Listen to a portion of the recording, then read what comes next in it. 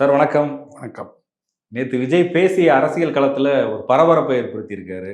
என்ன முடிவுல இருக்காரு சார்? விஜய் ஸ்பீச்ச கேட்கும்போது என்ன தோணுது உங்களுக்கு? அதாவது ஆர்டிகாவின் பெண் குயின், தனிமையில் நடந்த பெண் குயின் இருக்கு இல்லையா?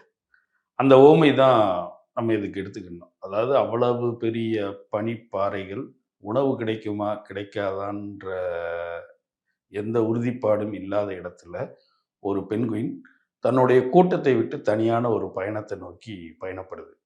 அந்த பயணம் குறித்து 2 நாட்களா பல்வேறு தத்துவார்த்த ரீதியான பல பேரும் அது ஒரு சூசைடு அட்டெம்ப்ட்டு, அது உணவு கிடைக்காம செத்துரும், அது செஞ்சிரும், இது செஞ்சிரும்னு ஏகப்பட்ட விமர்சனங்கள் அந்த பெண்குயினுடைய பயணத்துக்கு பின்னாடி சொல்லப்பட்டுக்கிட்டே இருக்கு. ஆனாலும் அதை எதுவுமே அந்த பெண்குயின் காதுல விழப்போறதில்ல. அது தன்னோட பயணம் எவ்வளவு பெரிய பனிப்பாறைகள் இருந்தாலும் சரி, அந்த பயணத்தை நோக்கி இப்ப நான் பயணப்படுறேன்ற பெண்குயினோட பயணத்த தான் நான் இதோட ஒப்பிட்டு பார்க்குறேன். அதாவது என்னன்னா, அரசியல் அப்படின்றதுல நமக்கு ஒரு பழக்கம்னு ஒண்ணு இருக்கு. அந்த பழக்கத்துக்கும், மாற்றுக்கும் இடையில நடக்கக்கூடிய தேர்தல் தான் இந்த தேர்தல் நான் பார்க்கிறேன். அதாவது வழக்கமா அதாவது தலைமுறை தலைமுறையா ஓட்டளிச்சு பழக்கப்பட்ட ஒரு தரப்பினருக்கும், ஒரு மாற்றம் வேண்டும்னு நினைக்கிற ஒரு தரப்பினருக்கும் இடையில நடக்கக்கூடிய ஒரு தேர்தலா இத நம்ம கணக்குல எடுத்துக்கலாம். இவ்வளவு கூட்டணிகள் ஒரு அரசியல் நேரத்துல அத்தனை கசப்புகளையும் மறந்து எங்களுக்குள்ள 1000 கருத்து வேறுபாடுகள், கொள்கை வேறுபாடுகள் இருந்தாலும் தேர்தலுக்காக நாங்க எல்லாருமே கூட்டா சேர்ந்து உங்களை ஏமாத்துவோம். அதுக்கு பேரு அரசியல் ராஜதந்திரம், சூத்திரம்னு சொல்லி ஒரு பழக்கத்தை நம்ம பழகியிருக்கோம். அந்த பழக்கத்தை அரசியல் தேர்தல் வருதுனாலே எல்லா கட்சிகளும் சூடு சொரணையை இழந்துரும். அது ஒருத்தரோட இன்னொருத்தரோட போய் சேர்றதுல பெரிய ஆச்சரியம் ஒன்றும் இல்லை. இந்த நேரத்தில் அரசியல்வாதி பேசுற எந்த பேச்சையுமே நம்ம நம்பக்கூடாது அப்படிங்கிறதுல மக்கள் ரொம்ப தெளிவா இருக்காங்க. அப்போ இந்த தேர்தல் முறை இருக்கு இல்லையா, அதாவது நீங்க அரசியல் தேர்தல்னு வரும்போது எல்லாத்தையும் விட்டுட்டு அரசியலுக்காக எல்லாமே ஒன்று சேர்ந்துக்கக்கூடிய இந்த அரசியல் சூத்திரத்தை ஒரு தரப்பு வெறுக்குது. நீங்க நல்லா பார்த்துக்கிட்டீங்கன்னா நம்ம இந்த ஜென்ரேஷனை தற்குறி, டம்ளாரு, ஜாம்பிகள் அப்படின்னு ஏகப்பட்ட அடைமொழிகள்ல கேவலமா பேசுறோம். ஆனா அவங்க உருவாக்கி வச்சிருக்க அரசியல் எவ்வளவு மேன்மையானதா இருக்கு பாருங்க. இந்த ஜென்ரேஷன் உருவாக்கி இருக்கக்கூடிய 2 கட்சிகளுமே, அது நாம் தமிழரா இருக்கட்டும், விஜயா இருக்கட்டும், கூட்டணிக்கே போக முடியல. கூட்டணின்ற ஒரு முடிவை எடுக்கவே முடியல. எடுத்தா இந்த கூட்டம் அப்படியே இந்த கட்சியை விட்டு வெளியேறி, இது பழைய பழக்கத்துல இருக்கிற கட்சிகள் அதுக்கு பழக்கப்படுத்தி வச்சிருக்கிறதுனால அந்த தலைமுறைகளுக்கு இந்த முடிவுகள் எல்லாமே சூசைட் அட்டெம்ப்டா தெரியுது. இல்லையா அப்போ? அது இல்ல. அது நீங்க என்னன்னா மாற்றுன்னு நம்ம ஒண்ணு வேணும்னு நம்ம விரும்புறோம். அந்த மாற்று நீங்க நல்லா பாருங்க, இவ்வளவு பெரிய இன்டெலெக்சுவல்ஸ் போய் திமுகவுக்கு ஆதரவு கொடுத்தோம். எதுக்காக கொடுத்தாங்க? இவ்வளவு பெரிய பிரச்சனை இருக்கு. இந்த நேரத்துல நமக்கு அது மேல 1000 விமர்சனங்கள் இருக்கட்டும், பிரச்சனைகள் இருக்கட்டும், ஆனாலும் நமக்கு பாதுகாப்பு இது ஒண்ணுதான், வேற மாற்று இல்லை, இதை விட்டு நம்ம வேற எங்க போறது, இதை மாற்ற யோசிக்க முடியாத வரைக்கும் இந்த இது இருக்கட்டும்னு போய் மொத்தமா போய் ஆதரவு தெரிவிச்சாங்க. இன்றைய வரைக்கும் தெரிவிச்சுக்கிட்டு இருக்காங்க. இப்போ நீங்க மாற்று எந்த இடத்துல இருந்து சிந்திப்பீங்க? நீங்க மாற்றுன்னு சொல்லக்கூடிய எல்லாத்தையுமே அது இதோட பி டீம், அதோட ஏ டீம், இதுன்னு ஏகப்பட்ட சந்தேகங்கள் உங்களுக்கு அந்த மாற்று மேல ஏற்படுது இல்ல. அது இல்லைன்னு அந்த மாற்று நிரூபிக்கும் போது அதுக்கு தார்மீகமான ஒரு ஆதரவை தெரிவிக்க வேண்டிய சூழ்நிலையும், அது ஒரு பக்கத்துல இருந்து பிரியக்கூடிய விஷயமும் நடக்கும். இது சூசைட் அட்டெம்ப்ட் இல்ல, இது ஒரு மாற்றத்திற்கான தொடக்கம். இந்த தொடக்கத்தை நாம் தமிழர் ரொம்ப முன்னாடியே செஞ்சிருச்சு. இதை இப்ப விஜய் திரும்பவும் செஞ்சிருக்காரு. இல்ல அது சக்சஸ்ஃபுல்லா இருக்குமான்றதுன்னு கேள்வி. இல்ல நீங்க சக்சஸா இல்ல ஃபெயிலியரான்றத நீங்க எதை வச்சு அளவிடுவீங்க? தேர்தல் வெற்றி மட்டுமே சக்சஸ் ஃபெயிலியர்ன்ற அளவீடு கிடையாது. அதாவது படிப்படியா நாம் தமிழர் கிட்டத்தட்ட 8% வந்திருக்கு. இது வளர்ச்சியா ஃபெயிலியரா? இல்ல இப்ப 8 இருக்கு. அடுத்த தேர்தலில் அது சீட்டா கன்வெர்ட் ஆனா குறைந்தபட்ச வெற்றின்னு எடுத்துக்கலாம். அடுத்த தேர்தலில் அது ஒரு 2% இன்க்ரீஸ் ஆகும்னா எப்போ அந்த மாற்றம் சாத்தியமா? அது மாற்றம்ன்றது மெதுவாக தானே நடக்கும், ஒரே நாளில் நடக்கிறது இல்லை. அது ஒன்றும் கொதிக்க வைக்கிற ரசம் கிடையாது. அரை மணி நேரத்தில் கொதிச்சு முடிஞ்ச உடனே நடந்துறதுக்கு அந்த பெர்சன்டேஜிலான, அதாவது நீங்க சொல்றீங்க கூட்டணி வச்சா தான் தேர்தல், நீங்க வந்து இந்த எல்லா வாய்ப்புகளையும் தாவேகா விட்டுருச்சு, காங்கிரஸ் வந்துச்சு விட்டுருச்சு, தேமுதிக வந்துச்சு விட்டுருச்சு, எல்லாத்தையும் விட்டுருச்சு, இதுல வந்து நீங்க அனாதையாக தான் போய் நிப்பீங்க, கடைசி சூசைட் பாயிண்ட்ல போய் நிப்பீங்கன்னு நீங்க சொல்றீங்க. நிப்பீங்கன்னா இப்ப இத்தனை வருடமா கூட்டணி வைக்காத நாம் தமிழர் ஏன் பெர்சன்டேஜ் ஏறிக்கிட்டே வருது? அப்போ அந்த எண்ணம், நீங்க வந்து தேர்தல் நேரத்துல உங்க விருப்பத்துக்கு வச்சுக்கக்கூடிய இந்த அரசியல் விளையாட்டு எங்களுக்கு பிடிக்கலன்ற எண்ணம் கொண்டவர்கள் ஜாஸ்தி ஆயிட்டாங்கல்ல, ஜாஸ்தி ஆகிக்கிட்டே வர்றாங்கல்ல. அது ரொம்ப சிம்பிளா சொல்லுவாங்க, என்னன்னா 1000 வெரைட்டி இருக்கட்டும், ஹோட்டலுக்கு போய் வந்து என்ன இருக்குன்னு கேட்டா இட்லி, தோசை, பூரி, பொங்கல் எல்லாமே கேட்டுட்டு கடைசி 2 இட்லி கொடுன்னு சொல்லுவாங்க இல்லையா? அதுதான் பழக்கம். இதுதான் நடக்க போகுது தேர்தல் நேரத்திலையும். என்னதான் 1000 இருந்தாலும் கடைசி 2 இட்லி தான் வாங்க போறாங்கன்னா, 2 இட்லி யார் வாங்குவாங்கன்னா ரெகுலரா திங்கிற வாங்குவான். டயட்ல இருக்கவன் என்ன செய்வான்? உடலை பேணணும், இந்த உடல் வந்து நமக்கு ரொம்ப முக்கியம், இதுக்கான நம்ம ஆகாரமா நல்ல உணவுகளை எடுத்து நம்ம உடம்ப நம்ம நல்லா பராமரிக்கணும்னு நினைக்கிறவன் என்ன செய்வான்? காலையில பயிர் வாங்கிட்டுமா. அந்த மாற்றம் நடக்குது இல்ல? ஆனா எவ்வளவு பேர் அப்படி இருக்காங்க? இல்ல, எல்லாருக்குமே உடம்பு சரியில்லைன்னா மாறித்தானே ஆகணும். இப்ப சுகர் வந்தவங்க பூரா காலையில டீல சுகர் சீனி போடாம குடிக்கிறாங்கல்ல. மொத்தமா சுகர் வந்துருச்சுன்னா என்ன செய்வீங்க? எல்லாரும் சுகர் வந்த அப்புறம் தானே பண்றாங்க, வர்றதுக்கு முன்னாடி யாரும் மாறுறது இல்லையா? இல்ல, வந்துருச்சு இல்ல, அதான் எல்லாமே அழுகிருச்சு. இந்த அரசியல் இதுல மொத்த அரசியல்ன்ற உடலில் மொத்த பாகங்கள் எல்லாமே அழுகிருச்சு. அழுகின உடம்புக்கு பல்வேறு ஆபரணங்களை போட்டு அது அரசியல் சூத்திரம், இது ராஜதந்திரம், இதுலதான் அவர் எப்படி வந்தாரு பாருங்க அப்படின்னு அதுக்கு அலங்காரம் பண்ணி அதை உட்கார வச்சு ஒரு 3 மாசம் அதை சோடிச்சு விளம்பரப்படுத்தி நாடகம் பண்ணி டிராமா பண்ணி காட்டுறோம். நம்ம 3 மாதம் நம்மளும் ஆகா சூப்பரா இருக்கே, நல்லா இருக்கே, நல்ல ட்ரெஸ் எல்லாம் போட்டிருக்கேன், நகையெல்லாம் போட்டிருக்கேன், தலையை மேலே ஏற்றி சீவி இருக்க, பிரமாதமா இருக்கே அப்படின்னா எலெக்ஷன் முடிஞ்ச பிறகு பார்த்தா அது பணமாயிருது மறுபடியும். அப்ப இது என்ன சேஞ்ச்? இது எப்படி மாற்று? அதாவது நம்ம திரும்ப திரும்ப அதை வந்து ஒரு அரசியல் நோக்கத்திலேயே திரும்ப அணுகி இதை வந்து பழக்கப்பட்டு நமக்கே ஒரு மாற்றுன்ற ஒண்ணு வரும்போது இது மாற்றே இல்லைன்ற எண்ணம் நமக்கே வர்ற அளவுக்கு ஆயிடுச்சு. இது சாத்தியப்படாதுன்ற எண்ணம் நமக்கே வந்துருச்சு இல்லையா? அப்படித்தானே இருக்கு கடைசி. இதுவரைக்கும் டிவிகேக்கும் டிஎம்கேக்கும் தான் போட்டின்னு விஜய் பேசிட்டு இருந்தாரு. இப்ப நேத்து பேசும்போது டிஎம்கே எதிர்ப்பை வழக்கமா பேசுகிற விஜய் கூட ஏடிஎம்கேவையும் சேர்த்துக்கிட்டாரு. தீய சக்தி, இந்த பக்கம் ஊழல் சக்தின்னு சொல்லி. இந்த மாதிரியான ஒரு இரு துருவங்கள் இந்த தமிழ்நாடு அரசியல் களத்துல அவங்க 2 பேரும் தான். 2 பேரையும் ஒரே நேரத்துல எதிரிகளா நிக்க வைக்கிறதுன்றது அது விஜய்க்கு ஃபேவரபிளா இருக்குமா? அதுதான் அதோட பிளஸ் பாயிண்ட்னே சொல்றேன் நான். இப்ப நீங்க ரெண்டுமே வந்து பேரு தான் மாறி இருக்கே தவிர 2மே இந்த தமிழகத்தை பல ஆண்டுகாலம் ஆண்டுட்டாங்க. இன்னைக்கு இருக்கக்கூடிய எல்லா பிரச்சனைகளுக்கும் காரணம் இந்த 2 கட்சிகளுமே தான். இதுல ஏதாவது ஒரு கட்சியை நம்ம கழிச்சிட்டு கூட சொல்ல முடியாது இல்லையா? அப்போ வந்து நீங்க எதிர்க்கணும்னு முடிவு பண்ணா 2யுமே தான் எதிர்த்தாகணும். அதுல ஒன்ன நீங்க கணக்குல வச்சுக்கிட்டு இன்னொன்னு மட்டும் எதிர்க்கிறேன்னு எதுக்க முடியாது. எனக்கு 2மே வேண்டான்ற முடிவில் இருக்கிறவங்க தான் விஜய் பின்னாடி நிற்கிறாங்க. அதான் நான் திரும்ப சொல்றேன், விஜய் அவர்களை வழி நடத்தல, அவர்கள் தான் விஜயை வழி நடத்துறாங்க.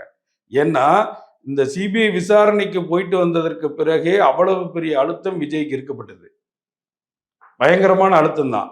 இந்த அழுத்தத்துல கண்டிப்பா வந்து அவர் மோடி வரும்போதோ 28 அமித்ஷா வரும்போதோ அவர் வந்து என்டிஏ கூட்டணிக்குள்ள போயிருவாரு, இல்லைன்னா கட்சியை கலைச்சிட்டு எலெக்ஷன்ல நிக்க மாட்டாருன்ற 2 கருத்து ரொம்ப ஆணித்தரமா இருந்தது இல்லையா? இந்த 2யுமே 48 நாளுக்கு பிறகு வந்து விஜய் ஒரு மண்டலம் கழிச்சு தான் பேசுவார். சரியா?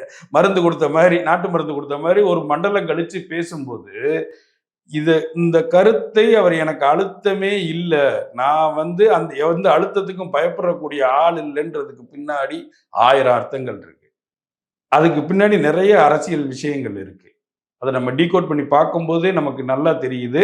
இவ்வளவு பெரிய அழுத்தத்தை தாண்டி ஒருத்தர் வந்து வெளியே வந்து நின்னா மட்டும்தான் இந்த கட்சி சஸ்டைன் ஆகும். இது கூட்டணிக்குள்ள போயிருந்தா இது ஒண்ணுமே இல்லாம இருக்கும். இதைத்தான் நம்ம போன இதுலயே பேசணும் நம்ம இல்லையா? அதாவது வந்து இவங்க ஒரு புதிதாக தோன்றுகின்ற ஒரு கட்சி அந்த தொண்டர்கள் வழியாகவும் அந்த மக்களின் எண்ணங்களை மட்டும்தான் பிரதிபலிக்க முடியும். இந்த தடவை வாங்குற ஓட்டை வைத்து தான் அவர்களுடைய எதிர்காலமே தீர்மானிக்கப்படுகின்ற போது நீங்க வந்து ஒரு முட்டு சந்தில போய் நின்னீங்கன்னா என்னத்துக்காகும்? இப்போ இதுல இன்னொரு கேள்வியும் வருது சார். விஜய் திமுக எதிர்ப்பு பேசுற நேரத்துல அதிமுகவை ரொம்ப சாஃப்டா ஹேண்டில் பண்ணதுல 2 விஷயம் சொன்னாங்க. ஒண்ணு வந்து கூட்டணி அப்படிங்கிற மாதிரி அதிமுக சைட்ல ஒரு எதிர்பார்ப்பு இருக்கு, அதனால அவங்க அடிக்காம இருக்காங்கன்னு ஒன்றும். விஜய்க்கு இலக்குன்றது இந்த 2026 பொறுத்த வரைக்கும் அதிமுகவை ரீப்ளேஸ் பண்றது தான். அதனாலதான் அதிமுக தலைவர்களை தன்னுடைய தலைவர்களா ஏத்துக்கிறாரு. அதிமுகவை விமர்சிக்கிறது இல்ல. இரட்டை இலைக்கு ஓட்டு போட்டு பழகியவர்கள் அங்க தலைமை சரியில்லை, நமக்கு விஜய் வந்துட்டாருன்னு விஜய் பக்கம் ஓட்டு போடுவாங்கன்னு ஒரு ஸ்ட்ராட்டஜி பேசப்பட்டது. இப்ப கையில இவங்களை எதிர்க்கிறதையும் எடுத்துட்டாரு. எம்ஜிஆர் இன்னும் தன்னுடைய கொள்கை வழிகாட்டிகளை தாண்டி ஒரு தலைவரா எம்ஜிஆர் வச்சிருக்காரு. அதிமுகவிலிருந்து வந்த செங்கோட்டையன், கூப்பா கிருஷ்ணன் போன்றவர்கள்லாம் அவர் பக்கத்துல உட்கார்றாங்க. இவங்களை வச்சுக்கிட்டு அதிமுக எதிர்ப்பு பேசினா அவர் நினைக்கிற அந்த விஷயம் நடக்குமா? இல்ல, என்னன்னா அதிமுகவை அவர் வந்து எதிர்க்க வேண்டிய அவசியமே இல்லை. ஆட்டோமேட்டிக்காவே அதிமுகவினுடைய வாக்குகள் வந்து விஜய்க்கு வந்துடும். எப்படி வரும்? ஏன்னு கேட்டீங்கன்னா, அது ஒரு கரிஷ்மாவின் கீழ் வழி நடத்தப்பட்டு இயங்கின ஒரு இயக்கம். அந்த இயக்கத்துக்கு எம்ஜிஆர்ன்ற கரிஷ்மா இருந்தாங்க, 2வது ஜெயலலிதான்ற கரிஷ்மா இருந்தது. அதுக்கப்புறம் வந்து அப்படி ஒரு கரிஷ்மா இன்னைக்கு இல்லை. அது இயல்பாவே வந்து அது விஜய் பின்னாடி வந்து சேர்ந்துடும் அந்த கூட்டம். நீங்க வந்து இப்ப விஜய் யாருக்கான பாதிப்பை ஏற்படுத்துவாரு, ஏன் திமுகவை அதிகமா அட்டாக் பண்றாரு, திமுகவை அதிமுக வந்து குறைவா அட்டாக் பண்றாருன்ற கொஸ்டினை தானே வைக்கிறீங்க. ஆக்சுவலா என்னன்னா, திமுகவும் அதிமுக 2 தரப்புமே விஜயனால பாதிக்கப்படுது. அதுல அதிகமான பாதிப்பு வந்து எனக்கு தெரிந்து 2 தரப்புக்குமே இருக்கு. அதிமுகவுக்கு தான் அதிகமா இருக்கும். அதிமுகவுக்கு இருக்கு, திமுக. ஏன்னா திமுகவினுடைய கோர் ஓட் பேங்கான சிறுபான்மை ஓட்டை வந்து விஜய் வந்து பிரிக்கிறாரு. அதற்குண்டான நல்ல பார்த்தீங்கன்னா அதுக்குண்டான 2 வார்த்தைகள் நேற்று நடந்த மீட்டிங்ல இருக்கு. சின்ன மருது, பெரிய மருது, ஜான்சி ராணி, இன்னொரு பேர் என்னது முஸ்லீம் பேர் சையது. இந்த 4 பேரையும் கோடிட்டு காட்டுறாரு. ஜான்சி ராணி பெண்கள் ஓட்டு, சின்ன மருது பெரிய மருது எந்த ஓட்டுன்னு உங்களுக்கு தெரியும், சையது எந்த ஓட்டுன்னு உங்களுக்கு தெரியும். இல்ல, நான் என்ன சொல்றேன், இப்ப இந்த மாதிரியான ரெஃபரன்ஸ் வைக்கிறாரு, நிறைய இடங்கள்ல இருக்கு, இதையும் பாக்குறாங்க. நமக்கு ஆபத்துன்னு நினைக்கிற சிறுபான்மையினர் மத்தியில மிக முக்கியமா இஸ்லாமியர்களுக்கு பாஜக செய்யக்கூடிய அரசியல் மேல ஒரு மிகப்பெரிய அச்சம் இருக்கு. நம்மளுடைய பாதுகாப்பு கேள்விக்குறியாகுதுன்னு இருக்கு. அப்போ அவங்க கொண்டு வரக்கூடிய சட்டங்களையும் பாஜகவின் அரசியலையும் நேரடியாக எதிர்கொள்ளக்கூடிய திமுகவை மக்கள் ஆதரிப்பாங்களா? இல்ல அங்கங்க ரெஃபரன்ஸ் இந்த மாதிரி பேர் வைக்கிறது, இல்லைன்னா இஃப்தார் நோன்புக்கு அவங்களுடைய உடை அணிந்து அவங்க ஸ்டைல்லயே போறது, இந்த மாதிரியான ஒரு ரெஃபரன்ஸ் அரசியலை பண்ற விஜயை நம்பி வாக்களிப்பாங்களா? இல்ல சட்டமன்றத்திலும் நாடாளுமன்றத்திலும் சிறுபான்மையினருக்காக பேசக்கூடிய திமுகவை ஆதரிப்பாங்க? அதான் எல்லாத்துலயுமே 2 கோர் பிரிஞ்சிரும்னு நான் சொல்றேன். அதாவது நீங்க திமுகவை கருத்தியல் ரீதியாக நமக்கு விட்டா இவங்களுக்கு வேற வாய்ப்பு இல்லைன்னு இஸ்லாமியனோட ஒரு பகுதி நினைத்தாலும், இதிலிருந்து ஒரு மாற்றம் வேணும்னு நினைக்கிற இஸ்லாமியருக்குள்ளே சிறுபான்மையருக்குள்ளேயே இருக்கிற ஒரு கூட்டமும் இருக்கதான் செய்யும். 2 பிரியும். அதுதான், அது மொத்தமா வந்து விஜய்க்கு வந்து சேராது. 16% சொன்னா ஒரு 6% விஜய் அதுல இருந்து எடுத்தாலே பெரிய லாஸ் தான் திமுகக்கு. இந்த பக்கம் திமுகவினுடைய மிகப்பெரிய ஓட் பேங்கா இருக்கக்கூடிய சிறுபான்மை ஓட்டுல இருந்து ஒரு 6%, இந்த பக்கம் அதிமுகக்குள்ள இருக்கக்கூடிய அந்த கரிஷ்மா ஓட்டுகள்ல இருந்து பாதியை எடுத்தாலே 2ம் ஒன்னா சேர்ந்துருது. அப்ப என்னன்னா, இது எதற்காக இந்த விஜய் வந்து நிறுத்தப்படுறாரு, இதுல என்ன கால்குலேஷன் நடக்கும்னா யாருக்குமே மெஜாரிட்டி கிடைக்காது. இல்ல, விஜய் வாக்குகளை பிரிப்பாருன்னு பரவலா எல்லாரும் சொல்றாங்க. ஆமா, யாருக்கும் மெஜாரிட்டி கிடைக்காதுன்னா விஜயும் கணிசமான இடங்களை ஜெயிக்க வாய்ப்பு இல்லை. 2 பேருடைய மெஜாரிட்டியில யாரோ ஒருத்தருடைய மெஜாரிட்டியை இவர் குறைக்கலாம். 2 பேருமே 100 இடங்களுக்கு மேல வந்துருவாங்கன்னு சொல்றீங்களா? திமுகவும் அதிமுக அப்படி நடந்தாதான் ஒருவேளை விஜய் பெரிய எண்ணிக்கையில வரலனாலும் விஜய் எண்ணிக்கையில ஜெயிக்கிறாரோ இல்லையோ, ஆனா ஒருத்தர் பெரும்பான்மையா ஜெயிக்கிறத தடுப்பாரு. அப்படி ஒரு தொங்கு ஏற்படுறதுக்காகவே தான் இந்த பிளேயும் பண்ணப்படுது. இதுக்கு பின்னாடிதான் பிஜேபி இருக்கு. இதுக்கு பின்னாடி இல்லாம இருக்காது. நீங்க வந்து ஒரு பிளே இல்லாமல் நீங்க இந்த அலட்சியில நடத்த முடியாது. அந்த பிளேக்குள்ள நீங்க அடாப்ட் ஆகுறீங்களா, அதை விட்டு வெளியே துள்ளி வாரீங்களான்றதுதான் உங்களுடைய கத்தை காட்டுது. நீங்க வந்து என்னவா இருந்தாலும் நம்ம 1000 தான் சுத்தி வளைச்சு அப்படி இப்படின்னு பேசினா கூட இங்க ஒரு பிளே வந்து பிஜேபி எல்லா தரப்புலையுமே பண்ணுது. திமுகக்குள்ளேயும் பண்ணுது, அதிமுகக்குள்ளேயும் பண்ணுது, தாவேகாக்குள்ளேயும் பண்ணுது. இங்க ஒரு என்ன வாரியான ஒரு அரசியல் சூழல் அமையணும்ன்றது அதிகாரம் அவங்க கையில இருக்கிறதுனால அதை ஈஸியா செய்ய முடியுது. இதே காங்கிரஸ் இருக்கும்போது காங்கிரஸும் செஞ்சது இல்லையா? அப்போ வந்து தாவேகான்ற ஒரு கட்சி இந்த பக்கம் நின்று சிறுபான்மை ஓட்டை பிரிச்சா ஆல்ரெடி இருக்கக்கூடிய இப்போ வந்து அதிமுக கூட்டணியில் இருக்கக்கூடிய பெர்சன்டேஜும் திமுகவோட பெர்சன்டேஜ் ஈக்குவலைஸ் ஆகிடும். அப்ப இதுவே ஆல்ரெடியா இது தொங்குக்கு கொண்டு போய் நிப்பாட்டிடும். இதனால இது வந்து நீங்க இந்த பிஜேபி இந்த பிளே பண்ணுது, இதுக்கு வந்து தாவேகா போய் ஹெல்ப் பண்ணுதான்னு கேட்டா, தாவேகா ஒரு புதிய கட்சி, அது தன்னுடைய லைஃப்ல யாரு கூடயும் சேர முடியாதுன்றது அதோட டிசைனா இருக்குது. அப்போ ஆல்ரெடி இந்த டிசைன்ல அது இருக்கும்போது இது அவங்களோட பிளேக்கும் உதவி ஆகுது. அதனால இது அதோட பி டீமான்னு கேட்டா அப்படியும் கணக்கு சொல்ல முடியாது. இப்ப அதாவது நீங்க உங்க பிளேட்னா நீங்க என் கூட வந்துரு, வந்தா என் கூட வந்து சேர்ந்துக்கோன்ற வச்ச டிமாண்டை வந்து விஜய் உடைச்சு வெளியே வராருல்ல. தோல்வியே நடக்கட்டும் எங்களுக்கு, நீ எங்க கூட வர்றதுனால எங்களுக்கு தோல்வியே நடக்கட்டும், பரவாயில்ல, எங்களுக்கு ஒரு 5% தான் ஷார்டேஜ் ஆகுது. நீ வாங்கக்கூடிய, நீ சொல்றீல்ல 2 கோடி ஓட்டை வாங்கிடுவ, நீ 20% 30% வாங்கிடல, உன்னோட 25% கூட வீணா போட்டோம், 5 மட்டும் எனக்கு கொடு போதும் அப்படின்னு வான்னு தான் விஜயை கூப்பிட்டு, அதுல இருந்து மீறி விஜய் வெளியே வர்றாருல்ல. அதுவே ஒரு துணிச்சலான முடிவு தான். அப்போ இது வந்து பக்கா பிளான்டா ஒரு தொங்கு ஒன்று உருவாகணுன்றதுக்காகவே உருவாக்கப்பட்ட திட்டமா இருக்குது. அந்த தொங்கை நோக்கித்தான் இந்த அரசியல் களமே நகருது. தேர்தலுக்கு பின்புதான் மிகப்பெரிய அரசியல் வந்து இங்க காத்திருக்கு. இப்ப இதுல நீங்க சொல்ற மாதிரி தொங்கு சட்டசபை உருவாக வாய்ப்பு இருக்கு, விஜயனுடைய முடிவு என்ன தாக்கம் ஏற்படும்லாம் சொல்றீங்க. இந்த தேர்தலை எந்த ஒரு பெரிய கட்சிகளும் தேர்தலை சந்தித்த அனுபவம் கொண்டவர்களும் இல்லாமல் வெறுமனே இளைஞர்களை வச்சு விஜயோட பாப்புலாரிட்டியை வச்சு அவர் சந்திக்க முடியுமா? திமுகவும் அதிமுகவும் அவ்வளவு எளிதா அவரை விட்டுருவாங்களா களத்துக்குள்ள? இல்ல, நான் அதை தான் பிளஸ்ஸாவே பாக்குறேன். ஒரு கட்சி இயங்குறதுக்கு அந்த கட்சியினுடைய பொருளாதாரம் மிகப்பெரிய விஷயமா இருக்கும். கீழ்மட்டத்தில் இயங்குறதுக்கு ஒரு ஒன்றிய செயலாளரோ ஒரு நகர செயலாளரோ அவருக்கு ஒரு நாள் செலவே குறைஞ்சது 10,000 15,000 இருக்கும். 4 சுட்டி வீட்டுக்கு போகணும், கல்யாண வீட்டுக்கு போகணும், சடங்கு வீட்டுக்கு போகணும், ஒரு வீட்டுக்கு போனால் 1000 2000 வைக்கணும், 10 பேர் கூட வருவான், அவனுக்கு செலவழிக்கணும், சாப்பாடு வாங்கி கொடுக்கணும், பெட்ரோலுக்கு டீசல் பண்ணணும்னு ஒரு நாள் செலவு 10,000 15,000 ரூபா இருக்கும் ஒரு நகர செயலாளருக்கு. இது அப்படியே ஏற ஏற ஒரு மாவட்ட செயலாளருக்கு 1 லட்ச ரூபா இருக்கும் இல்லையா?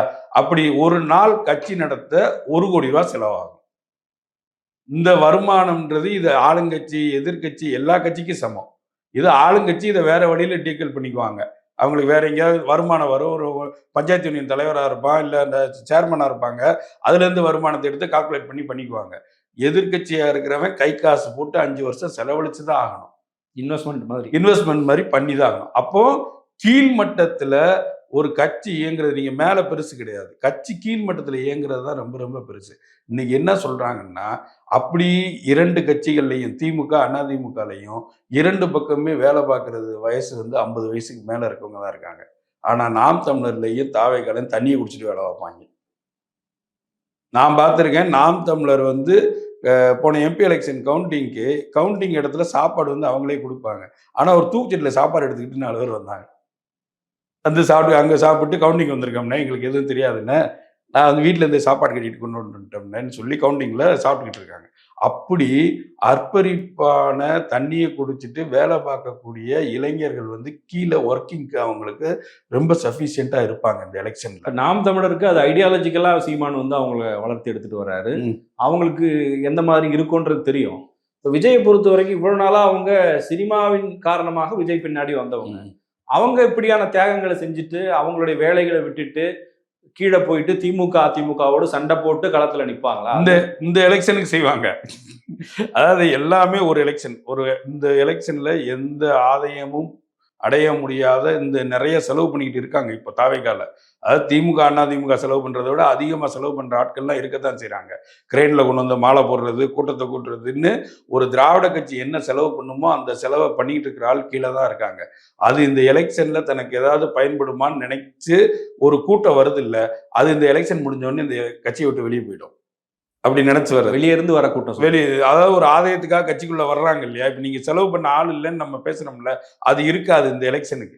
கண்டிப்பா செலவு பண்ண ஆள் வந்து வந்துருவாங்க கீழே கிரவுண்ட் மட்டத்துல.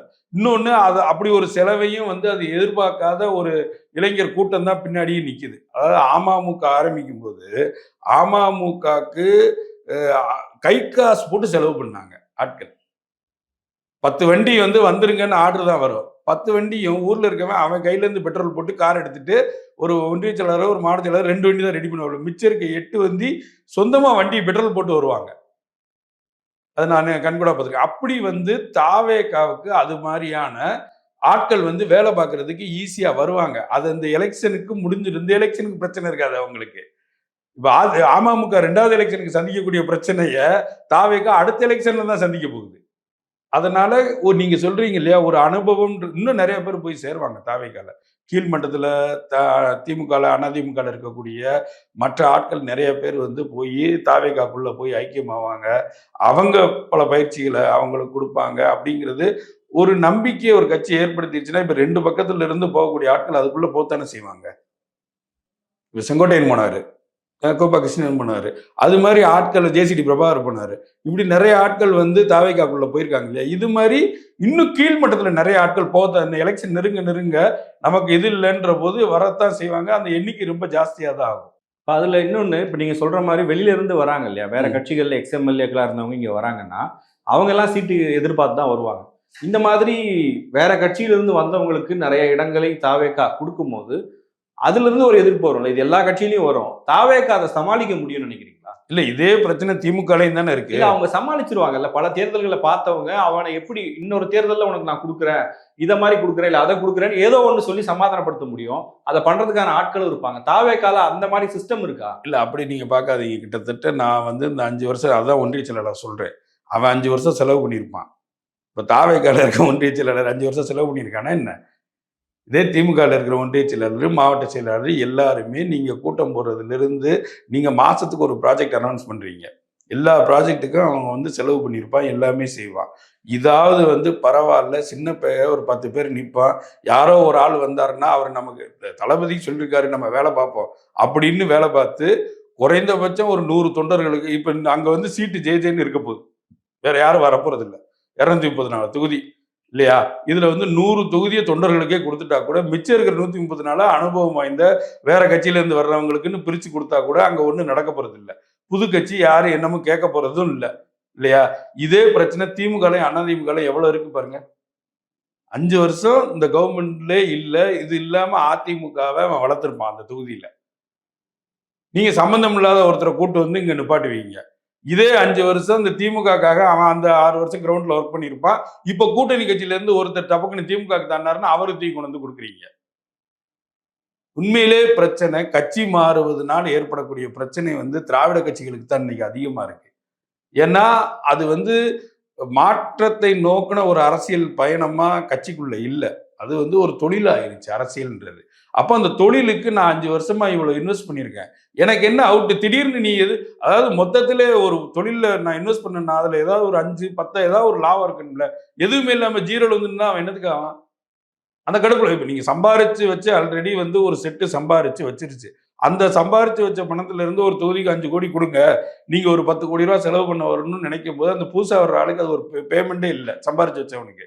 கீழ இருந்து ஒருத்தன் ஏறி வரான்னா அந்த 5 ரூபாயே அவன் ரொம்ப கஷ்டப்பட்டு தான் சேர்த்து வச்சிருப்பான் இல்லையா? இதை கொண்டு போய் நான் வந்து எல்லாத்தையும் ரெடி பண்ணி வச்சிருக்கும் போது கடைசி நீ இல்லப்பா ஒருத்தரை இறக்கிட்டோம்னா அது எவ்வளவு பெரிய வீக்னஸ். உள்ளடி வேலையே எவ்வளவு நடக்கும் கட்சிக்குள்ள. அப்போ இந்த பிரச்சனையை அதிகமா சந்திக்க போறது வந்து திமுகவும் அதிமுகவும் தான். தாவேகாவுக்கு நாம் தமிழருக்கும் அந்த பிரச்சனை இல்லை. அது ஈஸியா சேக்கல் பண்ணிடலாம். ஏன்னா அது சந்திக்க போறதே முதல் எலெக்ஷனே இப்பதான். இப்போ இதுல இன்னொன்னு என்னன்னா, விஜய் நேத்து சொன்ன ஒரு ஸ்டேட்மெண்ட் இருக்குல்ல, ஒரு பைசா கூட நான் எடுக்க மாட்டேன், ஊழலை அனுமதிக்க மாட்டேன் அப்படிங்கிற ஒரு விஷயத்த சொல்றாரு. வெளிப்படையா இப்படி சொல்லி அவர் பேசுற அதே நேரத்துல அவர் பக்கத்துல உட்கார்ந்துருக்கவங்க எல்லாம் யாருன்ற கேள்வி இப்பவே வருது. இந்த மாதிரி ஒரு ஸ்டேட்மெண்ட்டை கொடுத்து போறது, அதுவும் நான் உச்சத்துல இருந்து கெரியரை விட்டுட்டு வரேன் அப்படின்னு சொல்லிட்டு இந்த மாதிரி ஒரு அடையாளத்தோட அவர் களத்துக்கு போறாரு இல்லையா? இதை வந்து ஒரு தரப்பு ஆதரிக்கும் தான், எல்லாரும் எதிர்பார்க்கறது தான். இதனால பின்னாடி வரக்கூடிய பிரச்சனைகள் எப்படி சந்திப்பார்? நாளைக்கு வந்து அவர் கட்சியில இருந்து யாராவது ஒருத்தர் ஒரு சின்ன தப்பு பண்ணா கூட அரவிந்த் கெஜ்ரிவாலுக்கு நடந்த மாதிரியான எதிர்வினைகள் இவருக்கு வராதா? இல்ல வரத்தான் செய்யும். அதாவது வந்து அதெல்லாம் சந்திச்சு தான் ஆகணும். அதுக்கு பதில் சொல்லி தான் ஆகணும். நீங்க மாற்றுன்னு ஒன்று யோசிக்கும் போதே நீங்க வந்து இதெல்லாம் பிரச்சனை தான். ஆனா என்னன்னா ஒரு அதிகாரத்தில் இல்லாத கட்சிக்கு இது அதிகாரத்தை நோக்கி பயணப்படுமா பயணப்படாதா இல்ல போய் சேருமான்னு தெரியாத காலத்திலே ஒருத்தர் வந்து உள்ள வர்றாங்க. அப்ப அவங்களும் அந்த ரிஸ்கை சேர்த்து தான் எடுக்கிறாங்க. செங்கோட்டையனா இருக்கட்டும் இதா இருக்கட்டும் அவங்களுக்கு வாய்ப்புகள் வேற வேற இடங்கள்ல இருந்தாலும் அவங்க எதுக்கு தாவேகாக்குள்ள வர்றாங்க? தெரியும் அவங்களுக்கு இது வந்து இதை செஞ்சுதான் ஆகணும். இந்த 5 வருஷத்துக்கு எதுவும் சம்பாதிக்க முடியாது, எதுவுமே செய்ய முடியாது, தாவேகாக்குள்ள இருந்தா இதைத்தான் செய்யணும்ன்றது இருக்கும் இல்லையா? அப்போ வந்து இவங்க இதுக்குள்ள வரும்போது இந்த பிரச்சனையை சேர்த்து தான் சந்திப்பாங்க, சந்திச்சு தான் ஆகணும். தாவேகாவே திமுகவுக்கு மாற்றுன்றது கருத்தியல் ரீதியா கிடையாது. அந்த ஆட்சி நடைபெற்ற சிக்கல்களுக்கு மாற்று தான் தாவேகா. கருத்தியல் ரீதியா வந்து திமுகவுக்கு மாற்ற தாவேகா வர முடியாது. ஆல்மோஸ்ட் எல்லா விஷயத்திலயும் ஒத்துதானே போறாங்க. எங்க ஒத்து போறாங்க? நீங்க வந்து கருத்து பெரியாருடைய கொள்கையில நான் வந்து இதை மட்டும் எடுத்துக்கிறோம், கடவுள் மறுப்பை நாங்க எடுத்துக்கலன்னு சொல்றாங்க. அண்ணா திமுகவும் அப்படிதானே, ஒன்றே குலம் ஒருவனே தேவன் சொல்லிட்டாங்க அவங்க. இல்ல, நீங்க ஒன்றே குலம் ஒருவனே தேவன்றது அண்ணா உருவாக்குனது இல்லையா? நீங்க என்ன இருந்தாலும் அந்த நிகழ்ச்சி நிரல் கீழே தான் நீங்க நடந்து போகவே முடியும். உங்களுக்கு 1000 கருத்து இருக்கலாம். திமுகவுடைய கோர் அஜெண்டால ஏதாவது மாற்றம் ஏற்பட்டிருக்கா? அண்ணா உருவாக்கின கோர் அஜெண்டால ஏதாவது, கலைஞர் உருவாக்கினால எதையா நீங்க வந்து மாற்ற முடியுமா? கை வைக்க முடியுமா? அது வந்து அது வந்து பீரியடு மாதிரி, ஸ்கூல் பீரியடு மாதிரி. அது வந்து ஆல்ரெடி பிளான் பண்ணப்பட்டுருச்சு.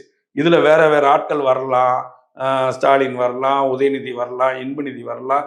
எல்லாருமே வந்தாலும் அந்த கோர் அஜெண்டாவை யாராலையும் மாற்ற முடியாது. அதுக்கு உண்டான டைம் டேபிள்ல அது இயங்கிக்கிட்டே இருக்கும். அதை விட்டு அது வெளியேறி மாறி ரொம்ப ஓவரா மாத்துவோன்னு மாத்தினாங்கன்னா அது முடிஞ்சது அதோட கதை இன்னைக்கு இல்லையா? அப்படி வந்து தாவேகா ஒரு கொள்கை ரீதியான ஒரு மாற்று கிடையாது. அது வந்து ஆட்சியில் ஏற்பட்டிருக்கக்கூடிய பிரச்சனைகளுக்கு மாற்றாதான் தாவேகா வருது. அப்ப ஆட்சியில் இருக்கக்கூடிய முக்கிய பிரச்சனை என்னது? ஊழல். அப்போ ஊழல் மாற்றுன்னு தான் பேச முடியும். ஏன்னா ஊழல் தான் வந்து சாமானியவனையும் போய் சேரக்கூடிய விஷயம். இல்ல தமிழ்நாட்டுல அப்படி சொன்னா யாரும் ஜெயிக்கலையே. அது தேமுதிகவா இருக்கட்டும், மக்கள் நீதி மையமா இருக்கட்டும், இவங்க எல்லாம் ஊழல் எதிர்ப்பு பேசி வந்தவர்கள் தான். அகில இந்திய அளவுல அரவிந்த் கெஜ்ரிவால் வேணா சமீபத்திய உதாரணமா இருக்கலாம். தமிழ்நாடு அரசியல் களத்துல ஊழல் எதிர்ப்பை பேசி ஜெயித்தவர்கள்னு யாரையுமே நம்ம சொல்ல முடியாது. இல்ல 2G ஊழலை பேசித்தானே வந்து அவ்வளவு பெரிய அரசியல் மாற்றமே நிகழ்ந்தது இல்லையா? ஊழல்ன்றது என்னைக்கா இருந்தாலும் நீங்க அதான் சொல்லுவாங்க, அதாவது பஸ்ஸு, சாப்பாடு, போக்குவரத்து, இதுல எல்லாம் நீ விலையவே ஏத்தாம நீ வேற என்ன ஊழல் பண்ணாலும் மக்கள் உன்னை கேட்கவே மாட்டாங்கன்னு.